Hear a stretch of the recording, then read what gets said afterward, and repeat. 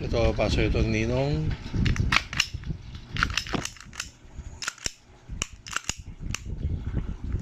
Ito, yung ginawa ko dyan, oh.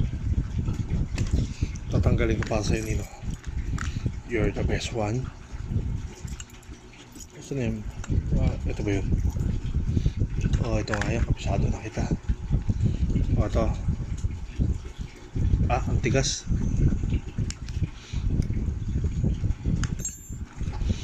Ito pa sa'yo, Ninong. Gagawin ko pa sa isang mabait na leader. Thank you. Tanggal na. Ito yung sinasabi ko, kukudkurin mo ang ganyan, oh. Yung level dito, Ninong, nakita mo to. Yan, oh. Ipapantay mo lang siya ng ganyan. Kung ano yung sukat dito sa gilid, yan yung sukat dito. Ayan, oh. Ngayon, kukunin ko itong pagbasehan, oh. Ayan, oh. Yan ang sukat niyan. So yung allen ring siya to, dito siya nakaposisyon. Ito yung sukat niya. Yan. So kunin mo yan. Yan ang sukat mo dyan. Pag kanya na yung sukat niyan, ayan, tumatapat na siya doon. Yan, tama na yan. Pwede mo nang kudkurin yan. Kasi nakikita dito, di naman kita yung pinagkudkuran eh. Tsaka dito, kukudkurin mo rin yan dito para dito sumasabit magazine. So ito may parang pagka-view ito, pero pagka kinudkud mo siya dito, dapat mapantay siya ng ganyan. Pantay siya. So yung technique. About naman dito, yan, putulin mo lang yun dito. Straight cut.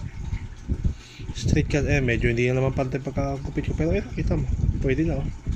Hindi naman titingnan yan eh. Kaya all magazines, pwede na yan dyan. Pangit pa siya tingnan, hindi rin. Diba? Nagmukha pa siyang ano. Kunin ko na yung pang Gen 5, pantay siya dito. Kaya mukha na siyang G45.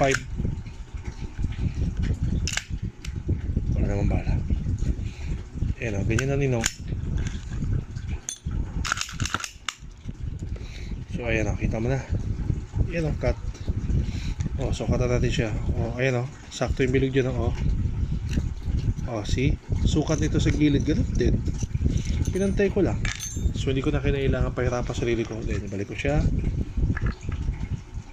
Kasi pag hindi kasi sakto yung sukat niya, hindi kakasya. Ayan, sakto. Sakto yung lock.